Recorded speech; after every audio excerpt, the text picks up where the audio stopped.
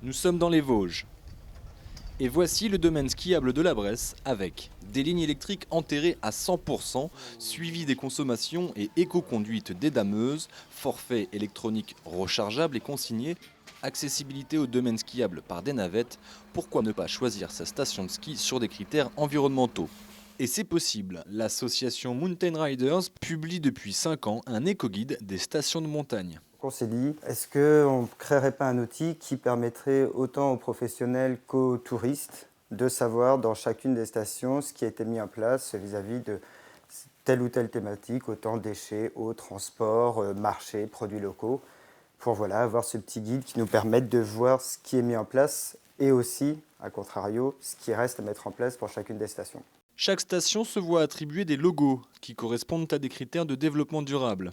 Accès au transport en commun, achat d'électricité renouvelable ou bien encore traitement des eaux conformes à la législation. Et en tout, il y a 40 critères. Retour sur la Bresse, une des stations qui en cumule le plus.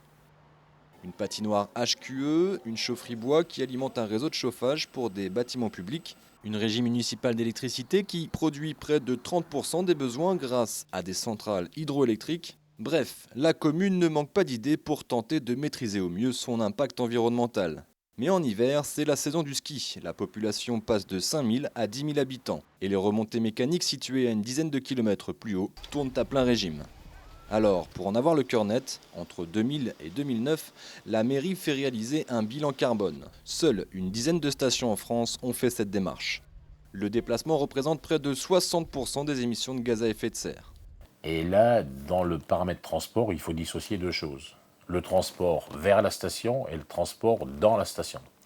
Vers la station, on a d'autres partenaires. Suivant les clients, s'ils viennent de loin ou pas, on peut avoir des partenaires comme Air France, mais des partenaires avant tout SNCF, les départements, les régions, avec les politiques de transport collectif qu'il faut amplifier, il est grand temps. Et puis dans la station, donc là, on a plus les coups des franches, c'est les partenaires locaux, avec l'office de tourisme, les exploitants, la commune. Ici, un skieur peut venir sans son véhicule, juste en transport en commun. De la gare SNCF, un car assure un transfert vers le centre-ville. Ensuite, une navette communale fait 6 allers-retours par jour, centre-ville, domaine skiable.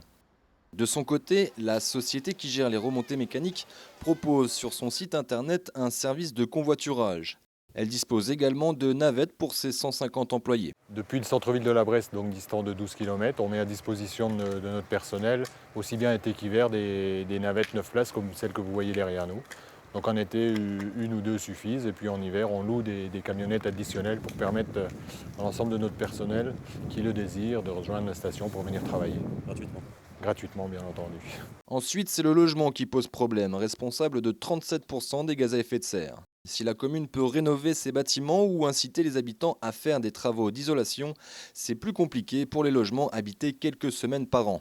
Chaque fois qu'on isole un bâtiment, on a un retour assez important sur les économies d'énergie, mais quand c'est un collectif avec de l'hébergement très disparate entre certains qui louent et certains qui viennent 3 semaines par an, et que les charges sont répercutées, vous voyez que ce n'est pas le même retour pour les uns et pour les autres. Donc là, il faut fédérer et il faudrait pouvoir inciter par un biais ou par un autre, pour que ça passe à la vitesse supérieure au niveau des programmes d'isolation. Finalement, selon le maire, l'exploitation des remontées mécaniques ne représente plus grand-chose en termes de gaz à effet de serre. La production de neige de culture qui sort des 280 canons à neige représenterait même moins de 1% de ces émissions.